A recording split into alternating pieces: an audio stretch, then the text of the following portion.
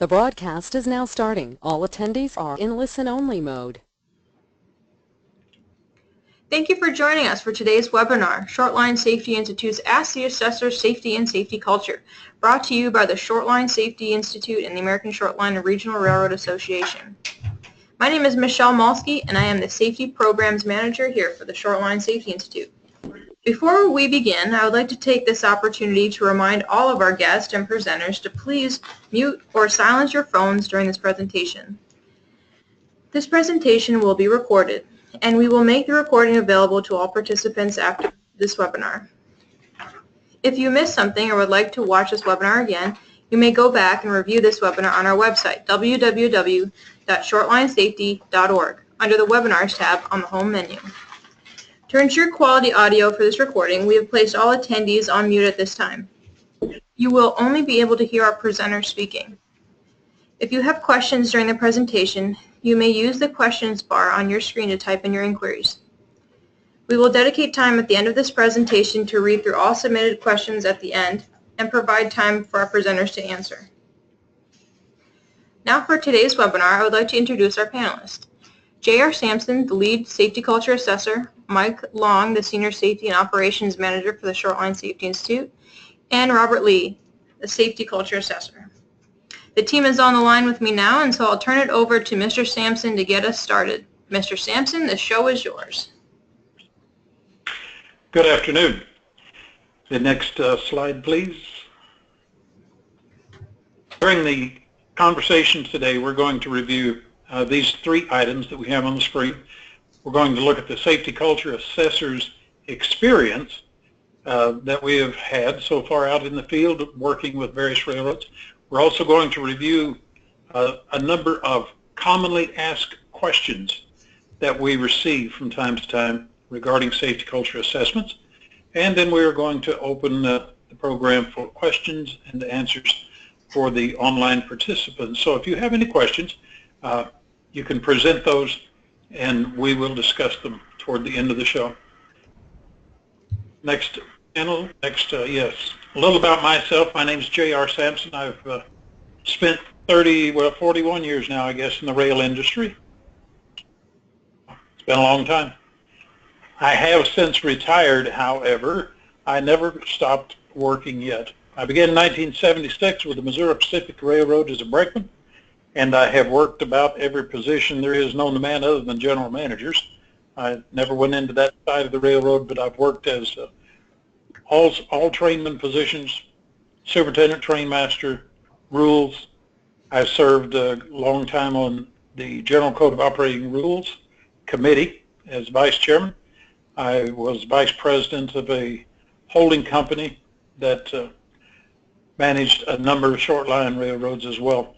I've worked in track and maintenance work. I've worked all across North America, including Canada. And I've worked with the Shortline Association, especially with the Safety and Training Committee. I was chairman there for about 9 years. So I've had a wide and varied background.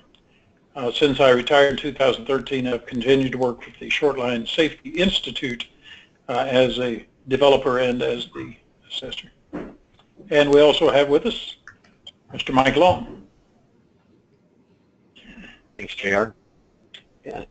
Mike Long. Compared to JR, I don't have 41 years. I only have about 22 years of rail experience. Started with the Santa Fe back prior to the BNSF merger, and worked my way up from California to Chicago as superintendent. Then went to FRA for a few years, and most recently, prior to coming to the Shortline Safety Institute, was the senior VP of compliance for Genesee and Wyoming. So, having worked a lot of different management positions, compliance positions in the railroad industry with both the Class 1s and the short lines, and sometime with the FRAs, given me a pretty good point of view for looking at the rail industry as a whole. And we also have with us Mr. Robert Ely. Yes, I started my railroad career a little bit before JR did on the MK&T Railroad, Missouri, Kansas, and Texas. working out of Denison, Texas. I started as a clerk so I could get the engine service, and that I did. Became an engineer, worked several years, and was promoted to road foreman. During that time, worked with the rule superintendent holding classes. He got a promotion. I wound up with his job, and that was in 1980, and stayed in rules for the rest of my career. About that time in 80, a group of 7 railroads, Katy included, started working on the General Code of Operating Rules, the G-Corps. So I guess you can blame me for part of that. I was the secretary of that committee for 24 years until I retired. During that time, I had a chance to work with many short lines, got to know their operations fairly well. When I retired, I put together a large amount of question and answers, put them on the internet, and some railroads still use those for training. And I guess I'd have to say shortly, a few months ago, I started a new career, and that was with the Short Line Safety Institute. When I found out exactly what was going on here, I just felt like I really wanted to be a part of it. So that's where I stand. And of course, we have a number of other people who work with us as the team doing safety culture assessments. You see on the screen a list of these individuals. I've known nearly all of these people for a very long time. Michelle and Ron Hines for a shorter period of time. But this is a very good team, many, many years of experience that would number into the hundreds. And nearly all of them have some access or exposure in the past to Class 1s, but they've all got lengthy careers that were with short line railroads and many different positions in the short line railroads, from train service all the way through general manager. So it's a very healthy team whenever we talk about experience and background, understanding many of the problems that are encountered in the short line rail industry. We're often asked, is this an audit or is it an assessment? What are we doing when we go out to visit with a railroad, when they ask us to come and make an assessment of their safety culture? We are often hearing people say to the railroads, we've got a team of auditors here. Well, we're not really auditors. Robert, would you like to talk about this for just a moment? All right, you might pick one word out of that paragraph, confidentiality. That's our main theme. What we do is look at the safety culture. We're not looking for rights and wrongs. We're trying to perceive the culture of the railroad, why people act like they do, and when they may act good and they may act bad. But it's the good things that we try to look at and then come up with opportunities to make it even better, so that the culture of safety is always improving. And that's our focus. Yeah. Mike, would you like to add to what Robert said here? And the other aspect, some of the tools that we use are we do interviews through all levels of the organization in all crafts, TY&E, mechanical, engineering. We also send out a online, anonymous, and confidential survey for all of the employees to take. Finally, we also observe the employees in the field to see if they are, I don't want to use the word complying, but if they're following the rules, if they are setting a good safety culture example for themselves, for their coworkers, and if the managers are doing the same. And I think the last aspect here is the perceptions, and I think that should be for you, JR. Okay, yeah, we deal in perceptions a great deal.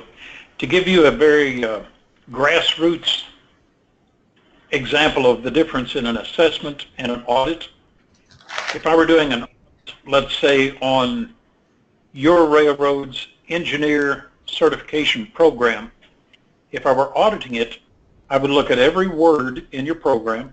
I would look at every file in your railroad and determine if each one of those individuals has all of the I's dotted and all of the T's crossed. That would be an audit. But if I'm doing an assessment, I would look at the program. I determine what the standards are in that program that have to be met, and then I would take a sampling of all of the engineers and their certification records, and I would determine from a objective point of view as to whether or not there is a congruency, whether people are living up to the standards that have been set before them. In general, we don't go things specifically. We deal a lot with the perceptions that people have the way their railroad functions, because perception is really the most important thing out there on a day-to-day basis. Whenever people look at the reality of your railroad, whether they see what's real or not makes no difference, because their response is always going to be based on their perception. We know that reality and perception are sometimes different things, but people's responses are always based on perception, not necessarily on reality. Next slide, please.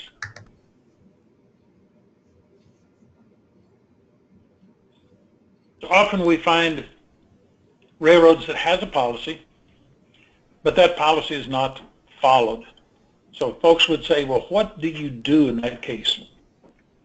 In order for us to deal with that kind of an instance, we had to come to an understanding of what is normalized deviance. And we've defined this as being the gradual process through which unacceptable practice or standards become acceptable. And as the deviant behavior is repeated without any catastrophic results, it then becomes the social norm for the organization. That's how a culture is built. The safety culture can be strong, it can be weak, it can be good, it can be bad. But it's based typically on how much normalized deviation has presented itself and been accepted in a company or in an organization as a result of individuals being subpar in their adherence, or whether their perception of what is acceptable has been skewed and therefore acceptable. I used to work with a program where we had a saying that was, any rule violation or any unacceptable action that is neither corrected nor disciplined becomes accepted by the next higher level in the organization. We also look at the observations and critical events that take place on railroad during our observations, and sometimes we have to intervene. Mike, would you like to talk about that, please? During our observations, it's very critical to note for the railroads and for the employees that we are not an efficiency testing team or an operational testing team. The first time an employee does not follow the rules, we're not going to intervene and fail them for an efficiency test. We want to continue to observe to see if what the employee is doing, is it episodic or is it systemic? If it's systemic, then we can pretty much determine that it may be a normal practice and that you have the normalized deviance that JR just described. Now, where we will intervene is if we see a safety critical event. We're not going to just continue to observe an employee put himself in immediate danger. Probably the most common cited example that where we would intervene is if we observed an employee or a crew switching cars and the knuckles butted and drifted apart a few feet. The conductor went in to straighten the knuckle with, say, only a few feet distance between the knuckles, and he did not get red zone and obviously did not separate the equipment whether 50 feet or 100 feet based on your rules. That would be an obvious safety critical event where we would immediately intervene. But other than that, or other safety critical events, we're going to continue to watch to see if there are other safety rules the employees do not follow, the communications, the teamwork between employees, because all of those are the aspects of safety culture and trust, communications, and a safe work environment that the employees display. Okay, JR. All right, next slide. People ask us, what kind of advice do you give to railroads most? What do you see as being one of the, or some of the highlights that railroads need to work on? And I would say that, creating a safety action plan is one of the most important things that we see failures in. A lot of railroads don't have a written safety action plan. We like to recommend that they engage all of their employees, their middle managers, as well as senior managers, and determine what a good safety action plan is going to be for that railroad, follow it, and to revise it as time goes by. We also offer some help in creating those kind of things after we have visited with a railroad and done a safety culture assessment. If they need help with those kind of projects, we work with that as well. Robert, would you like to talk about some of these peer-to-peer programs? Yes. I know from my years of experience, the peer-to-peer program on any level is one of the most critical that you can have to enhance your safety culture. There's a thing that I call the trust between the folks is one of the most critical things. When the managers and the folks in the field trust each other,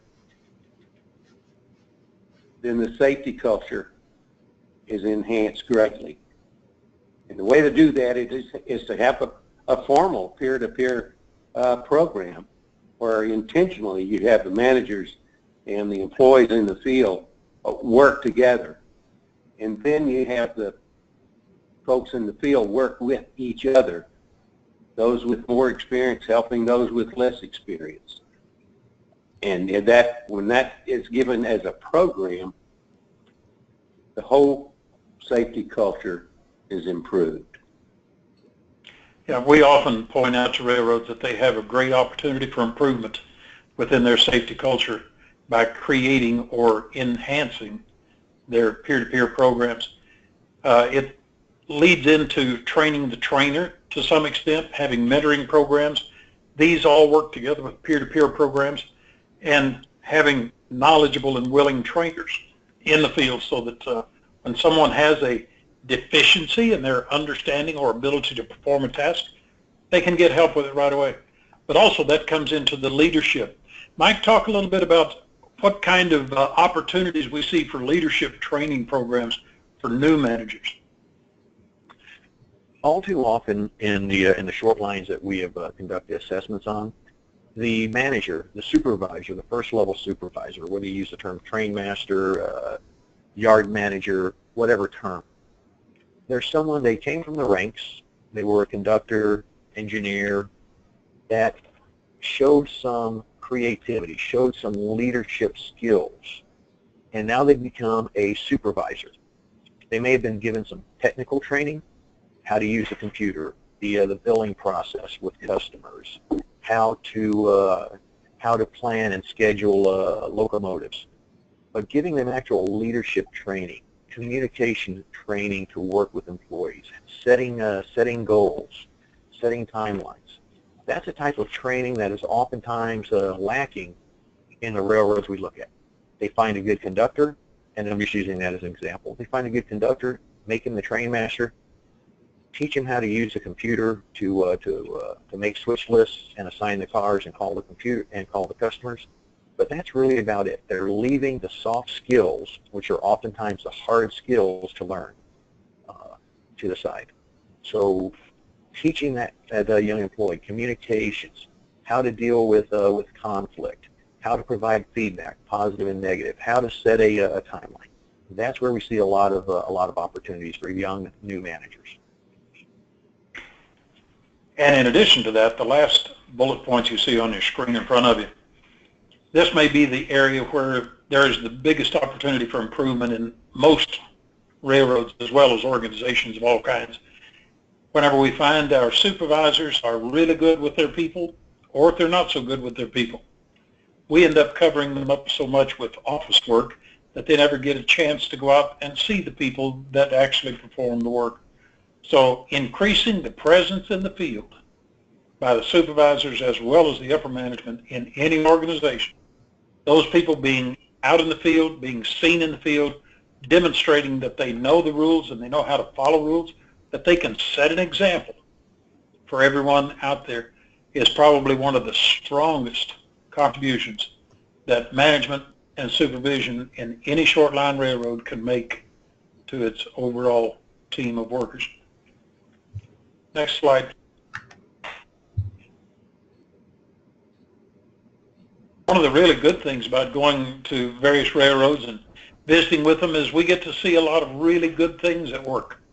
Some of the examples that we have seen, we will ask railroads if we can take notes on that and use it as examples to present to other people of things that they might want to consider doing on their railroads. And some of the very strongest best practices that we have seen, we've outlined here. Senior managers attending safety committee meetings, setting the example and the expectations, but not being overlords, is one of the greatest things that we see. It really enhances the perception of the employees. The senior leaders are really dedicated to the safety on the railroad. It's one of the greatest things that a railroad can do. Robert, you want to talk about leaders being out in the field with following all the rules? Yes, one of the things we always look for, especially as we're out in the field, is when the managers are with us or not with us, and we observe them as they're in the field. We see them with all their personal protective equipment on. We know that they're setting the example that needs to be set for all the employees, because the employees look, they know what's required, and they know when the managers do it and when they don't. And it's such a positive thing. I know that in our interview process, we always have questions about that, and you can tell immediately what's going on a railroad by the answers that you get from that and the observations in the field. But it's such a strong thing. I always go back to the word trust. The employees trust the manager that's setting the example. Yeah, another thing that we have in all of the conversations when we talk to individuals on the railroads, we talk to them about empowerment. And it's really surprising sometimes as to what kind of response we get.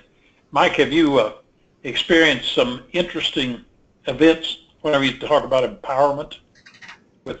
We've seen the entire spectrum of empowerment, JR, from employees that are basically micromanaged and told exactly what to do, follow the rules, and any deviance from their following the rules or following the direct orders of their supervisors could lead to immediate discipline and potential dismissal.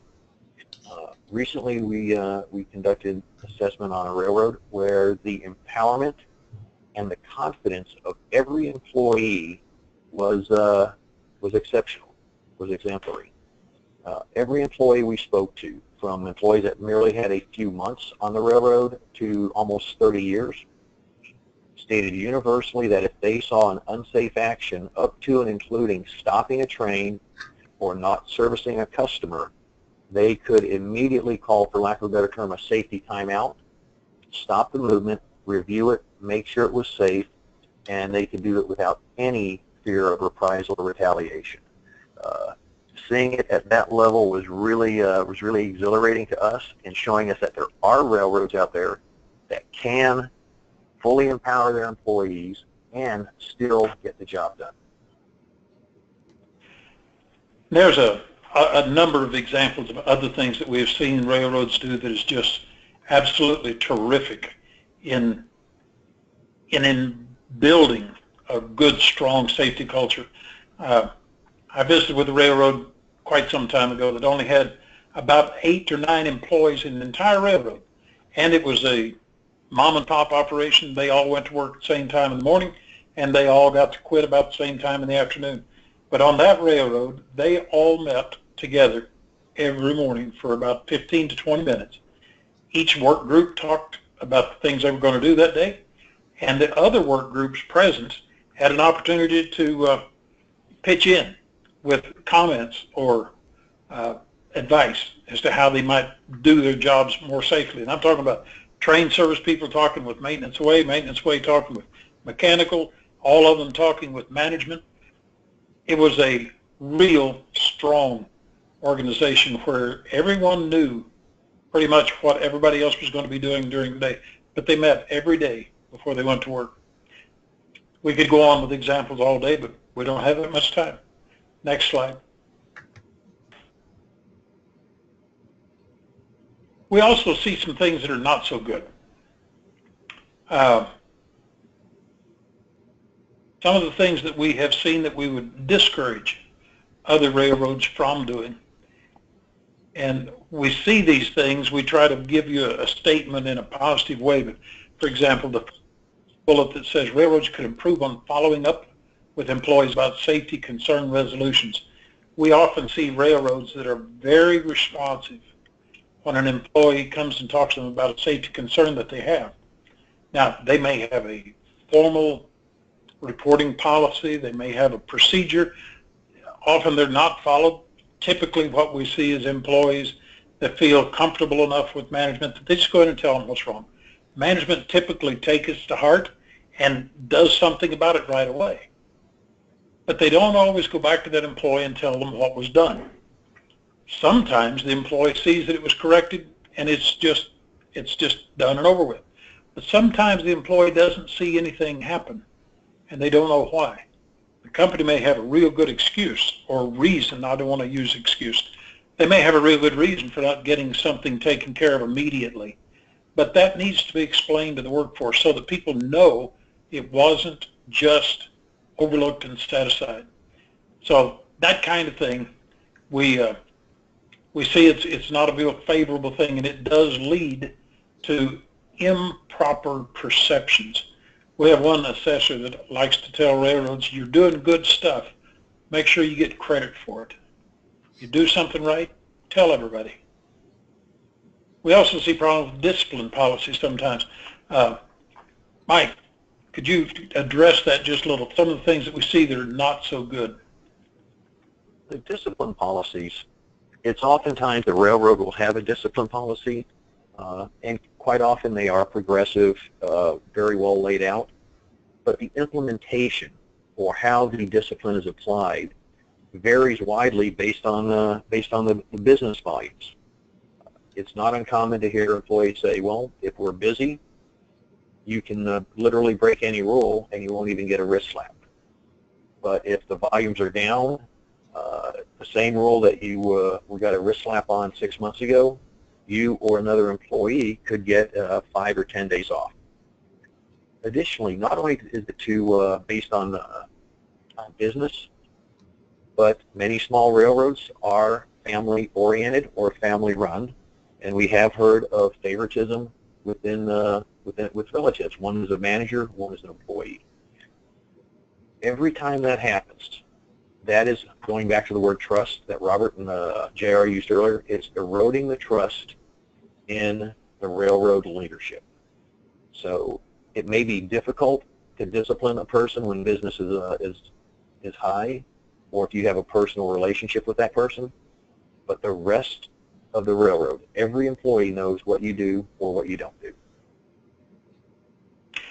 Yeah, we also sometimes see safety committees that have been organized on railroads, and information goes in. Sometimes very good resolutions are brought about, but it never gets back out to the field. They just don't take the information back to the employees. So employees that present things often does not know what has happened in the safety committees. We often hear employees say, yeah, I think we have a safety committee, but we're not sure what they do. That can really be a problem. And then employees take shortcuts. We have a question we ask people, do you take shortcuts to get your job done? Robert, what's some of the more discouraging things you've heard in response to that? When I need an early quit, I might take some shortcuts. That's probably one of the biggest comments you get. Or sometimes, well, they're not watching anyway. or, yeah, I take shortcuts, but I know how to do it without getting hurt? It goes to the practice that becomes the deviated from the normal, as you were talking about earlier. And pretty soon it becomes the normal thing, and yet it may lead to something very catastrophic in the long run. Next slide.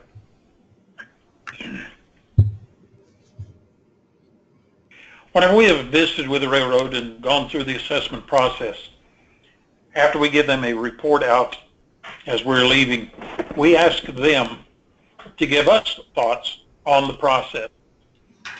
We actually send them a little questionnaire, and the manager, senior management most often, gives us back some responses.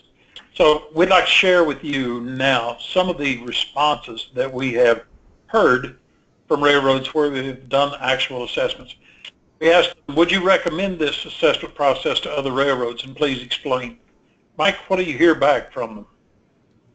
All right, and what you see in italics is actually verbatim from responses we've received. So a couple of examples are, yes, the insight provided by the third-party role of the Institute will enable, could be us, our railroad, to achieve the next level of safety. The experience level and professionalism of the assessment team alone was worth our time investment. Another comment for this question is absolutely well worth the time for both managers and employees to go through this process. And where they say go through this process, sometimes by the end of the first week, when we're doing the assessment, when we're doing the observations and the interviews, just the questions that we ask the managers, the employees, and the senior leadership, it already begins to trigger thoughts on how they can improve even before the we give them our report out, the next Monday. So going through the process is just as valuable to the managers quite often as the report at the end. We also ask them, has participating in the assessment been worthwhile thus far? And ask them to give us an explanation there. Robert, go through these with them, please. All right, yes, and here again, this is a direct quote. Yes, eye-opening experience. A bit overwhelming as a whole, but in pieces it will be manageable to get our operation running safely. Your professional experience and knowledge, which you were more than willing to share, was greatly appreciated. Most railroads want their safety culture to improve every day. And hopefully, as you can see from this comment, what we've been able to offer is going to go a long way to help them increase their safety culture. And the last bullet point there is a response that we hear something similar to this quite often. But they say, yes, it's been a worthwhile experience by getting railroad experts to look under the hood and provide assessments based on experience is very helpful. Their experience gives credence to the presence and recommendations, while non-judgmental demeanor puts our employees at ease, allowing for candid feedback. And that's one of the things that I really take pride in. Our entire team of assessors, when they talk with your employees on the railroad, they do not become judgmental in what the employees are doing is good or bad. You know, we may come to a railroad where they practice getting on and off moving equipment.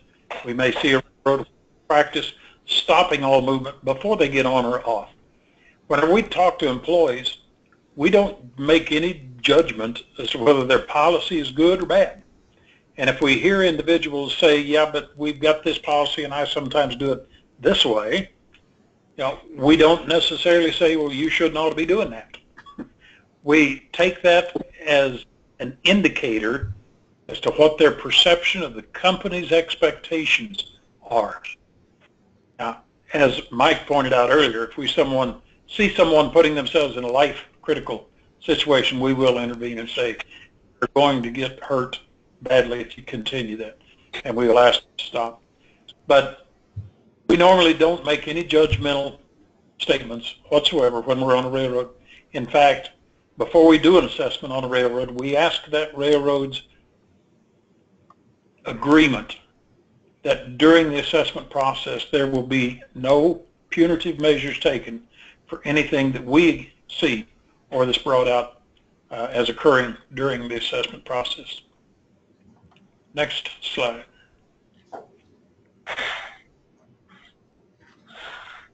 When we talk to railroads about signing up to do an assessment, they will say, well, what's required? What do we have to do?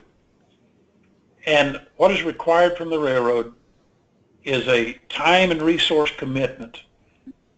Whenever our team comes to your property, we try as much as possible to not become a stumbling block to the operation. We try to take advantage of opportunities to talk with your people. We do want some quiet time, confidential time to talk to individuals in an interview process. But as we are there, we ask for meetings with senior leaders. We appreciate it when the railroad looks at this seriously enough to have a good representation of their staff on hand to hear a kickoff meeting, to understand and to work with us during the time that we're going to be there.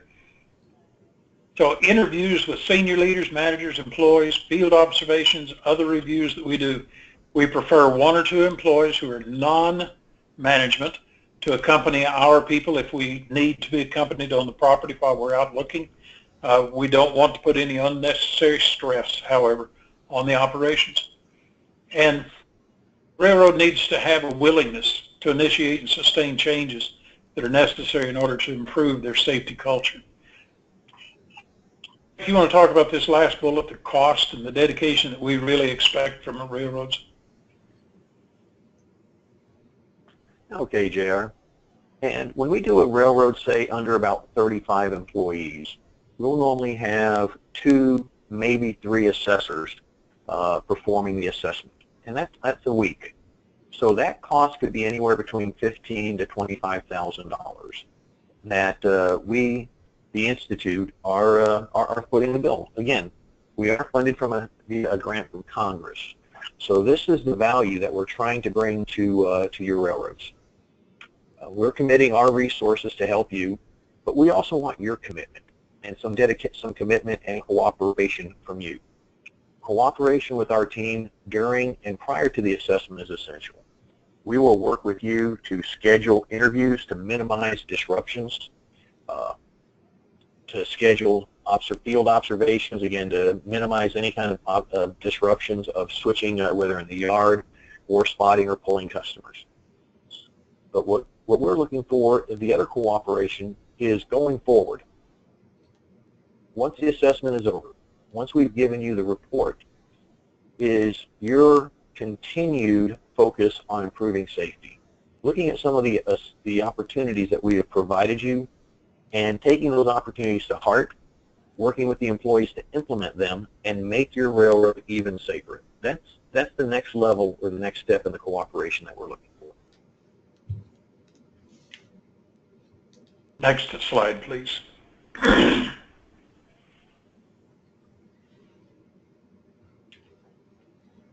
One of the biggest concerns that railroads have regarding having an assessment done on the property is their confidentiality. This is a very serious subject for the Safety Institute, and we recognize that railroads are very concerned with information of things being done on their property being into the wrong hands.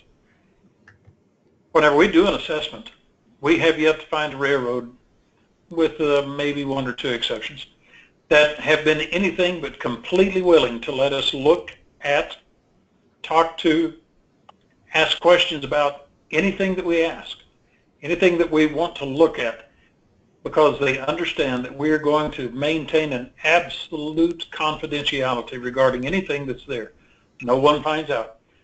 A lot of people say, well, you know, does these reports go to the FRA? FRA never sees anything that we do. They never know what railroads we go to. They are not to be asking questions, and we wouldn't answer them anyway. I have had an FRA agent on occasion say, you know, have you been to a railroad up in my territory? Say, no, I can't answer that, and you can't ask that. And they understand. Even though the funding is from the government, This is not information that we share, and we take great steps to protect that. When we're in the field and doing an interview, we make sure that everyone understands we do not write down people's names. We don't keep a list of people that we talk to. We only ask questions, and they're very specific questions. People don't just ask ad hoc things. They're prescribed. And whenever we write down a response, there is no tagging, no IDs that go in with that. Other things that we do, Mike, you want to talk about those that first list of things? Pardon me, I didn't catch that. Say again there, JR. I was a little bit broken up with this.